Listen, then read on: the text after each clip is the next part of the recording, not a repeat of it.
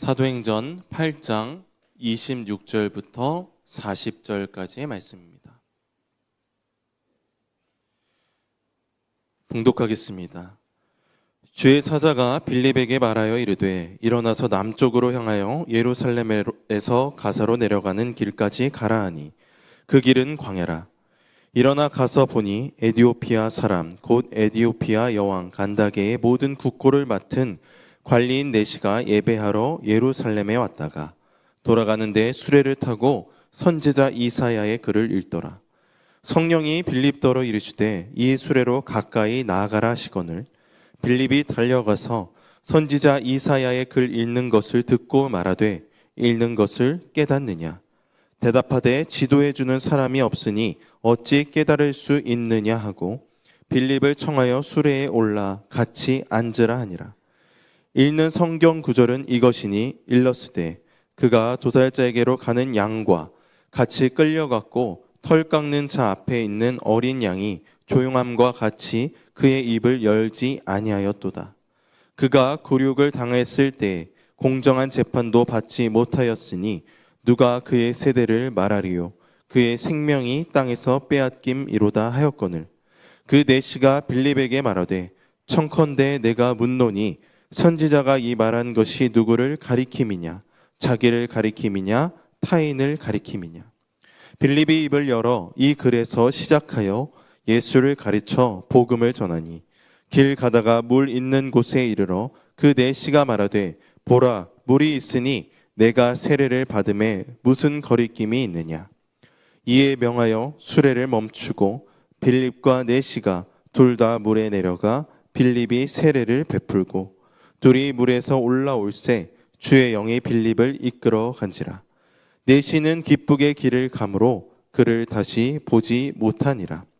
빌립은 아소도에 나타나 여러 성을 지나다니며 복음을 전하고 가이사랴에 이르니라. 아멘. 귀한 성가대 찬양 감사드립니다. 오늘도 우리와 함께 하셔서 우리에게 가장 좋은 것 주시는 주님께 모든 영광을 돌립니다. 하나님의 그 선하시고 아름다운 뜻이 여러분의 삶 가운데 드러나기를 주님의 이름으로 축복합니다. 김은주 작가의 1cm 플러스, 1cm 플러스라는 책이 있습니다. 여기에 보면 이런 재미있는 글이 있어요. 배고픈 사람에게 신이 빵을 내려주었더니 입을 옷이 없어 불행하다고 한다. 입을 옷을 주었더니 앉을 자리가 없어 불행하다고 한다. 앉을 의자를 주었더니 누울 침대가 없어 불행하다고 한다. 누울 침대를 주었더니 침대를 놓을 큰 집이 없어 불행하다고 한다. 큰 집을 주었더니 차가 없어 불행하다고 한다. 차를 주었더니 가장 빠른 차가 아니라 불행하다고 한다. 스포츠카를 주었더니 날지 못해서 불행하다고 한다. 그래서 날개를 주었더니 신이 될 수 없어 불행하다고 한다. 그래서 작가 마지막에 코멘트를 이렇게 해줬어요. 가지지 못해서 만족하지 못하는 것이 아니라 만족하지 못해서 만족하지 못하는 것이다. 때로는 우리가 이 땅을 살면서 하나님의 자녀로 산다고 하면서도요, 하나님께 감사와 기쁨과 영광을 돌리기보다는 불평과 불만을 가지고 살 때가 많습니다.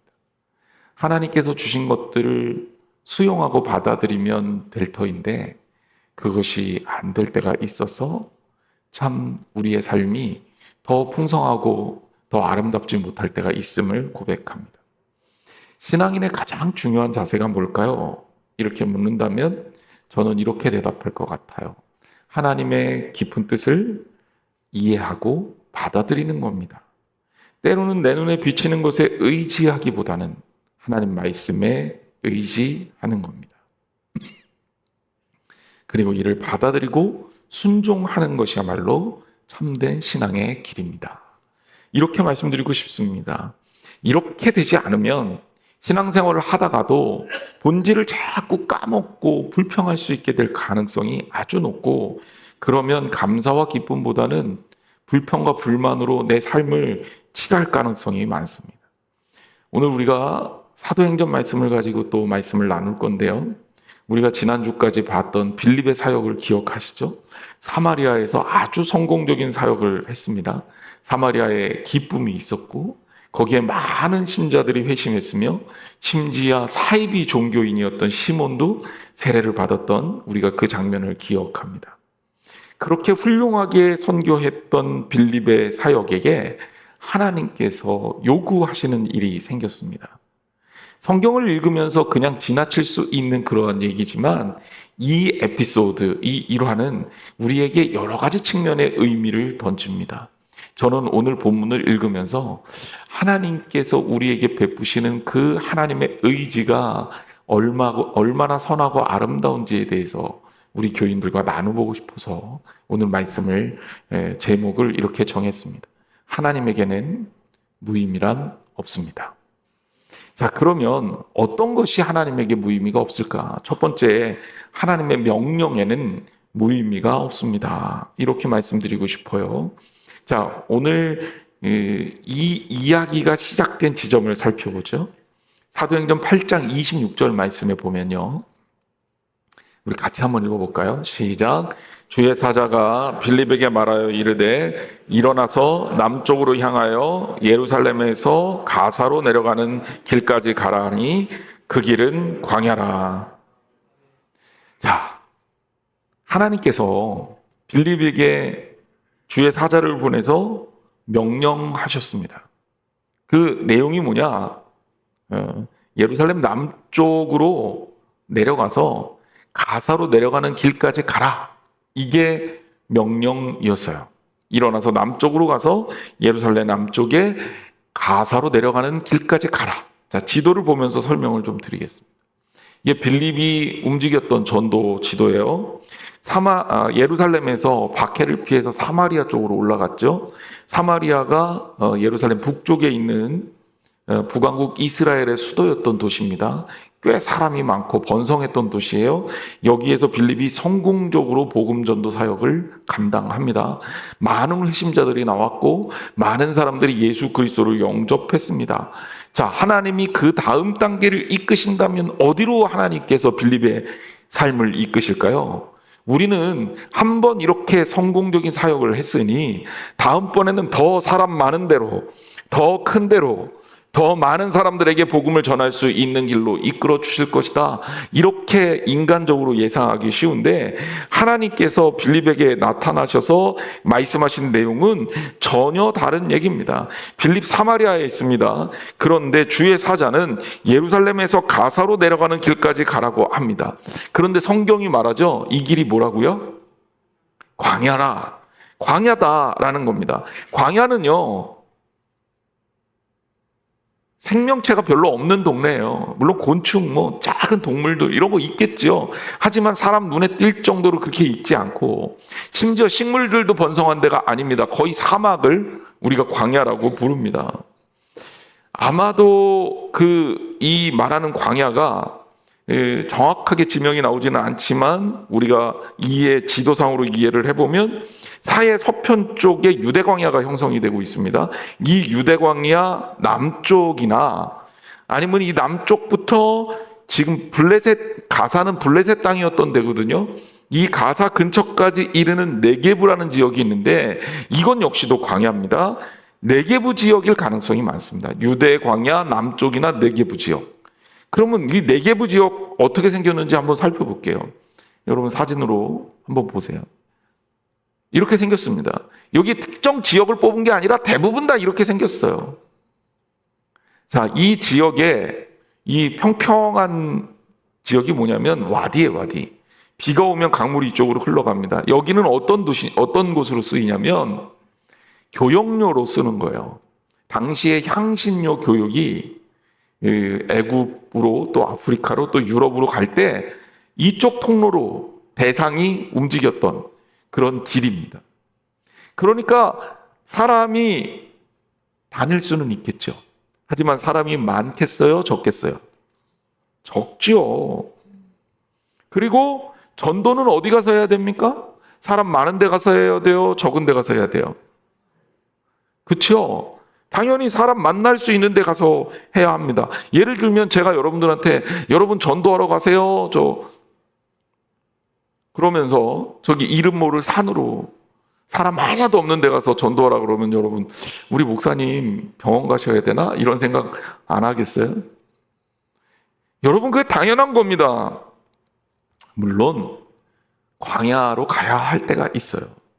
광야가 히브리어로 미드바르라는 단어입니다. 미드바르. 그런데 이 미드바르라는 단어의 어원을 살펴보면 다바르라는 단어에서 왔어요. 이 다바르는 히브리어로 말하다 이런 뜻이에요. 광야는요, 어떤 곳이냐? 그 어원을 살펴보면 하나님의 말씀을 만나는 장소예요. 광야에는 소리가 안 나요. 생명체가 없으니까 뭐 새 우는 소리나 풀벌레 소리나 이런 게 거의 들리지 않아요. 그래서 광야는 정말 적막합니다. 아무것도 들리지 않아요. 아무것도 관심을 둘 데가 없어요. 좌우 뭐 동서남북을 다 바라봐도 사막뿐이니까 눈을 둘 데도 없고 감상할 데도 없고 살필 데도 없어요. 들리는 것도 없어요. 그럼 이 광야에서 무엇을 듣느냐? 하나님 말씀을 듣는다는 거예요. 그래서 광야가 히브리어로 미드바르입니다. 그러니까 광야로 나아간다라고 했을 때는 언제 광야로 나아가냐? 훈련받기 위해서 하나님 말씀 들으러 나아가는 곳이 광야입니다. 그래서 유대 선지자들은 어려움이 있고 환란이 있을 때 광야를 통해서 영성을 회복했고, 광야에서 하나님 말씀을 들음으로 그들의 사명을 회복했고요. 이스라엘 민족이 광야 40년을 헤매면서 그들의 체질이 바뀌어 하나님의 백성이 되었고요. 예수님도 공생의 사역 시작하기 전에 광야에서 40일간을 금식하셨습니다. 큰일 날 뻔했어요. 40년 금식하셨습니다. 그러니까 광야는 영적 훈련 장소입니다. 그런데 지금 이 상황은 어떤 상황이냐? 예루살렘에서 교회가 시작이 되고 박해가 열리면서 유다와 사마리아 지역으로 또 그 북쪽에 급으로 그리고 베니게 안디옥까지 성도들 이르러 복음을 막 증거하는 그런 단계에 있는 거예요. 지금 빌립의 발걸음이 바쁩니다. 빌립이 어떤 사람이에요? 초대교회 7명밖에 안 되는 집사예요. 그런데 하나님이 그 빌립을 사마리아에서 기가 막히게 사마리아 선교 사역을 하고, 그리고 다음 단계로 가야 되는 빌립을 불러서 광야로 가게 했단 말입니다. 이것은 인간적인 생각을 할 때는 잘 맞지 않는 얘기입니다. 이해가 되지 않는 거예요. 그런데 하나님의 명령이기 때문에 빌립은 그대로 순종합니다. 여러분, 우리가 알아야 되는 게 있어요. 세상에는 합리성 중요하죠. 개연성 중요하죠. 효율성 엄청 중요합니다. 효과성 중요합니다. 하지만 하나님의 뜻이냐 아니냐가 우리에게 먼저 되어야 하는 거예요. 세상의 기준은 바로 그런 것들에 의해서 움직이지만 우리 크리스찬들에게 가장 중요한 것은 이게 하나님의 뜻이냐 아니냐라는 거죠. 광야로 가라는 것, 바로 그것이 하나님의 뜻이라면 가는 거고, 하나님의 뜻이 아니라면 멈추는 겁니다. 여기 이 빌립이 하나님의 뜻을 듣고 하나님의 뜻임을 확신하고 그리고 광야로 나아갔던 겁니다. 자, 그런데 어떤 일이 있습니까? 두 번째 우리가 주제를 살펴보겠습니다. 하나님의 사람에게는 무의미란 없습니다. 자, 본문을 통해 우리에게 주는 또 하나의 아주 중요한 교훈은, 우리에게 이미 말씀을 통해 곳곳에서 설명하고 있지만 하나님이 빌립을 광야로 보내서 누구를 만나게 하셨냐면 에티오피아 여왕 간다게의 국고를 맡은 내시를 만나게 하셨습니다. 여러분, 이거 잘 정리해야 돼요. 에티오피아에 여왕이 있었고요. 여왕이니까 그 주변의 벼슬아치들이 환관이입니다. 여기에 국고를 맡은 내시가 있는 거예요. 그 여왕의 이름이 간다게고요. 그 간다게 국고를 맡은 내시의 이름은 성경에 나오지 않습니다. 하지만 이 내시의 직책이 뭐냐? 국고를 맡았다. 우리나라로 따지면 경제부총리나 재경부 장관 이 정도 되는 거죠. 그러니까 엄청나게 중요한 일을 맡고 있는 사람입니다. 빌립이 이 광야로 내려갔다가 이 사람을 만나. 사도행전 8장 27절에서 28절 말씀을 보죠. 일어나 가서 보니 에디오피아 사람 곧 에디오피아 여왕 간다게의 모든 국고를 맡은 관리인 내시가 예배하러 예루살렘에 왔다가 돌아가는데 수레를 타고 선지자 이사야의 글을 읽더라. 예루살렘 남쪽으로 그리고 가사로 가는 길로 가다 보니 한 사람을 만나는데 그 사람이 광야에서 만나게 된 사람이에요. 그런데 그 사람이 에디오피아 여왕 간다게의 국고를 맡은 관리였던 내시. 소개가 아주 길어서 앞으로 이거 다 압축하고 에디오피아 내시로 하겠습니다. 그가 예루살렘에 왔다가 돌아가면서 수레를 타고 선지자 이사야의 글을 읽습니다. 굉장히 특별한 케이스예요. 자, 예루살렘에 이 사람이 왜 왔습니까? 성경은 밝히기를 예배하러 왔다 그랬어요. 그럼 이 사람은 하나님을 알고 있었다? 몰랐다? 알고 있었다. 하나님을 믿고 있는 사람이다? 안 믿는 사람이다? 믿는 사람. 아니 어떻게 에티오피아가 아프리카에 물론 북쪽 근처에 있기는 하지만 정확히는 중부 지역입니다. 그러니까 꽤 먼 곳에서 온 사람인데 이 사람이 어떻게 하나님을 알지? 우리는 이런 물음표를 표시할 수 있습니다. 여러분 어떻게 이 사람이 알았을까요? 물론 모르시겠죠. 그런 의문점을 가지고 역사를 되짚어 가다 보니까 역사 인물 중에 누가 나오냐? 솔로몬을 찾아왔던 시바의 여왕이 나옵니다. 이 시바의 여왕이 학자들은 둘 중에 하나로 보고 있는데 이 시바라는 지역이 어디냐? 오늘날의 예멘 지역이거나 아니면 오늘날의 에티오피아 지역으로 보고 있어요. 그리고 놀랍게도 예멘과 에티오피아 역사를 거슬러 올라가다 보면 이 두 나라의 왕조가 같을 때가 나옵니다. 그러니까 시바의 여왕 할 때 그 시바가 어디냐? 이 에티오피아 왕조의 주상이 된다는 거죠.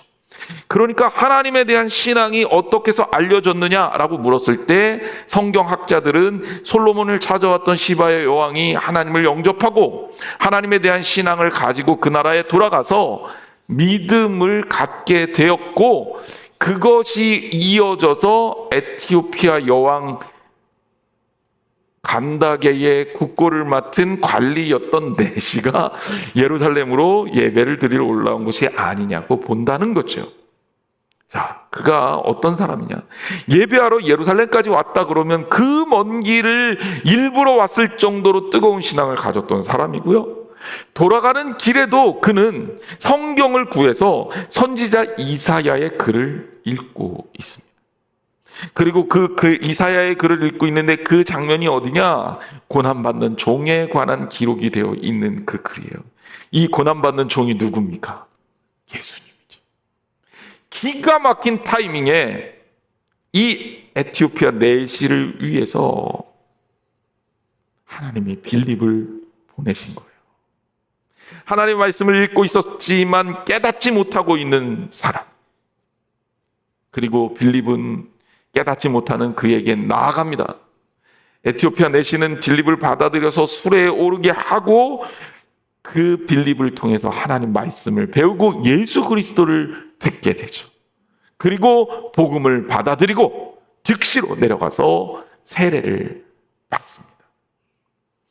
자, 이 본문은 우리에게 무엇을 말해주고 있느냐? 하나님이 이 에티오피아 사람을 위해서 빌립을 보내셨다.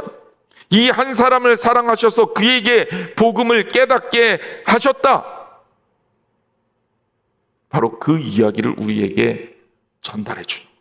가끔은 어떤 경우가 있냐면 하나님께서 나를 위해서 세상 모든 것들을 움직여 주신 것 같은 느낌이 들 때가 있어요. 근데 여러분 그거 신기하게 여기지 마세요. 왜냐하면 우리 하나님은 그런 분이에요. 예수님이 말씀하신 어린 양의 비유가 이 본문을 통해서 생각이 났습니다. 길 잃어버린 한 마리의 양을 찾으러 99마리의 양을 버려두고 한 영혼을 찾으시는 선한 목자의 이야기를 말입니다. 경제적으로, 세상 논리로 효율적이지도 않고 효과적이지도 않고 생산성이 있는 일도 아닙니다. 해서는 안 되는 일이에요. 하지만 영혼을 사랑하는 목자는, 양을 사랑하는 목자는 그 양을 찾으러 나아갑니다. 하나님이 한 영혼을 사랑합니다. 이 세상에 세상적인 효율성이니 효과성이니 이런 것은 성경적인 언어가 아닙니다. 주님이 말씀하시는 것은 그 한 영혼을 사랑하셔서 모든 것을 쏟아 부어주시는 하나님이십니다. 오늘 우리에게도 마찬가지예요. 주님이 여러분을 이 자리에 부르신 이유가 하나님이 여러분을 세상 그 누구보다도 사랑하셔서 모든 것을 내어주시는 분이라는 거예요. 선교하는 일이요, 많은 사람들이 얘기합니다. 계산해서 따져봐서 효율적이고 효과적인 일이 선교니까 이렇게 하자.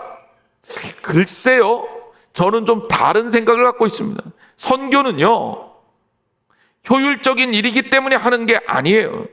효과적인 일이기 때문에 하는 게 아닙니다. 선교는 믿는 이들의 삶의 정체성이에요. 하나님의 뜻입니다. 그러니까 하는 거예요. 교육이요, 교회학교 교육, 아이들 가르치고 아이들을 키워내는 일이 굉장히 비효율적인 일이 되어버린 지가 꽤 오래됐습니다. 많은 예산을 쏟아부어도 아이들 하나 제대로 길러내서 신자 만들기가 쉽지 않은 시대가 됐습니다.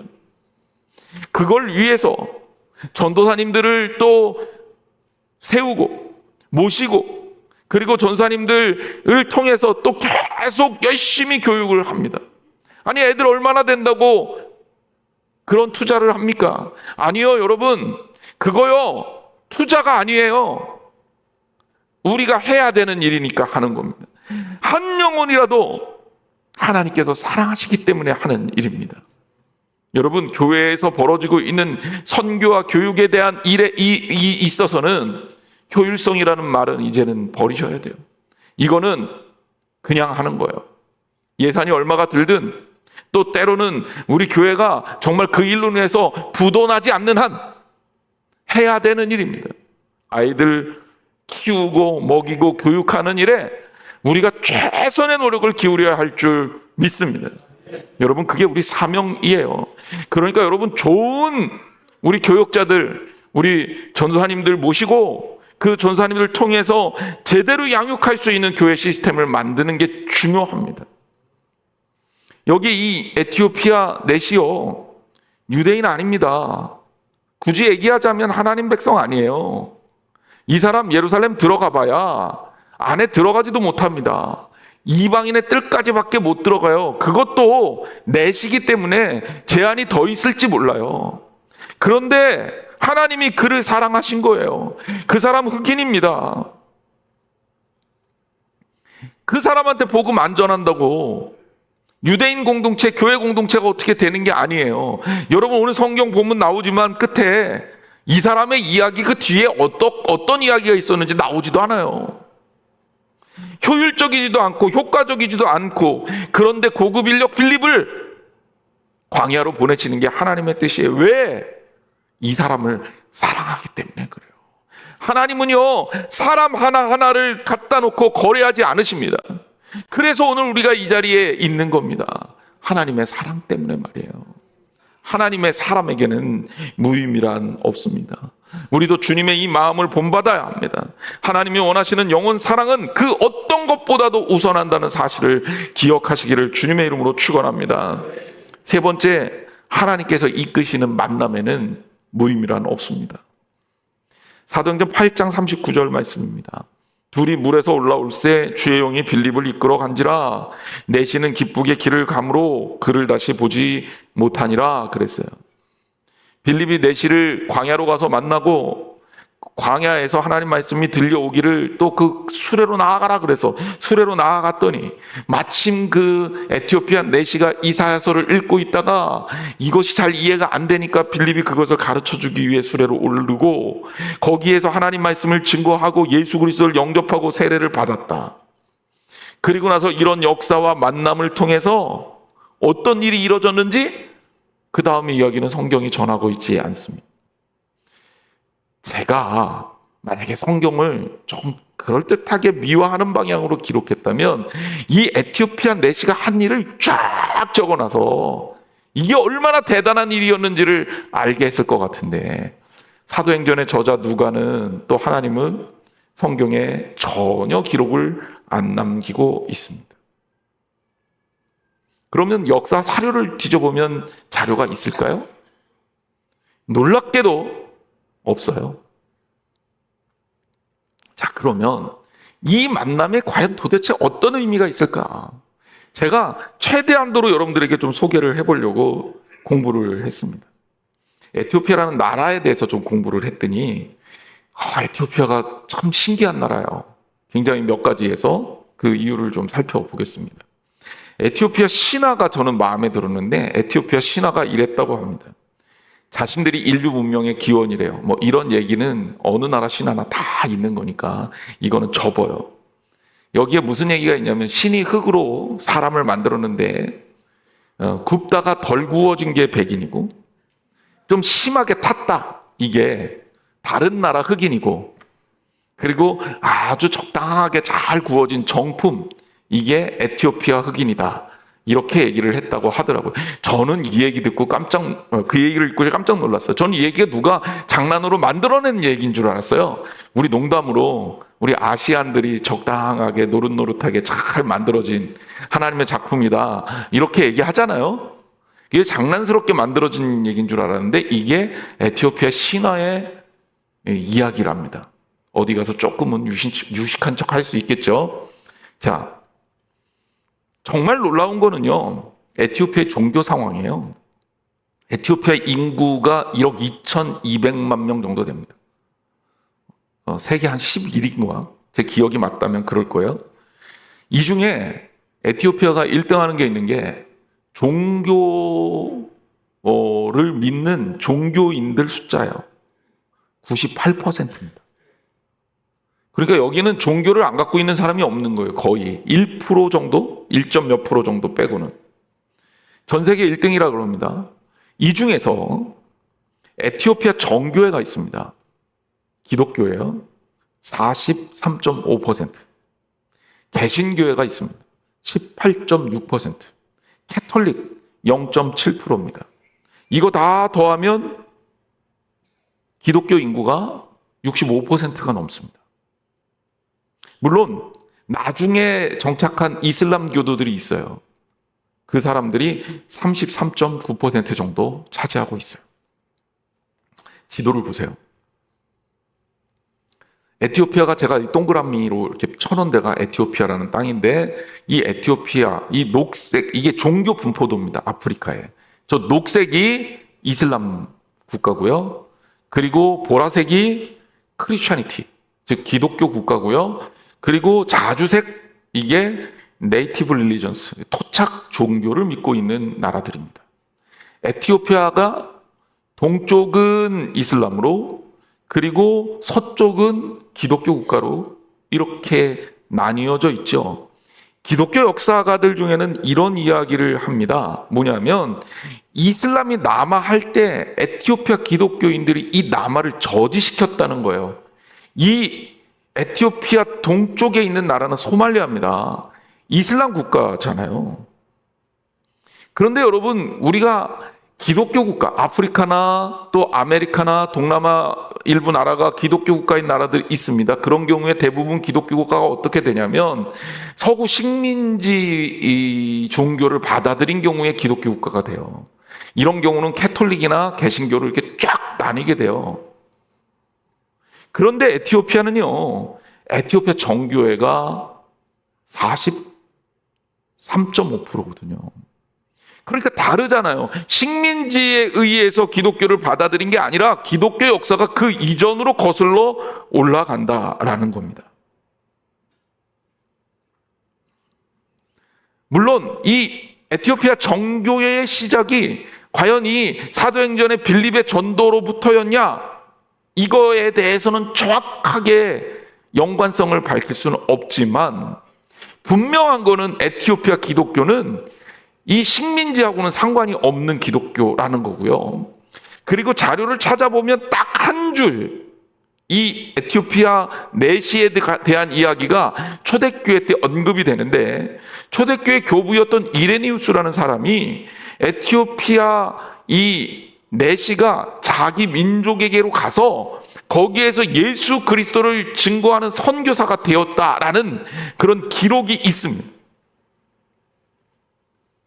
그러니까 이 만남이 가지고 있는 영향이 어마어마하게 클 수 있는 가능성이 높다는 거죠. 아마도 역사학자들은 대부분 이 에티오피아 정교회의 뿌리를 이 빌립과의 만남으로부터 연결해서 생각합니다. 그러면 여러분, 기독교 역사로부터 해서 기독교가 이 이슬람의 남하를 막는 일까지 얼마나 놀라운 일들을 이 한 만남을 통해서 이루신 겁니까? 게다가 초대교회 공동체가 굉장히 폐쇄적이었어요. 예루살렘에서 사마리아 땅까지 올라가서 이들이 복음을 증거하는데 주로 누구에게 복음을 증거했냐면 유대인들에게 복음을 증거했습니다. 그거는 사도행전 11장에도 계속해서 언급되어 사도행전 11장에 비로소 안디옥에 이르러서 이방인에게 몇 사람이 복음을 증거했다라고 말하고 있습니다. 하지만 최초의 이방인 선교, 가장 확실한 이방인 선교는 언제 일어난 사건이냐면 이 빌립이 에티오피아 내시를 만나서 복음을 증거한 사건이 이방인 선교의 확실한 사건이에요.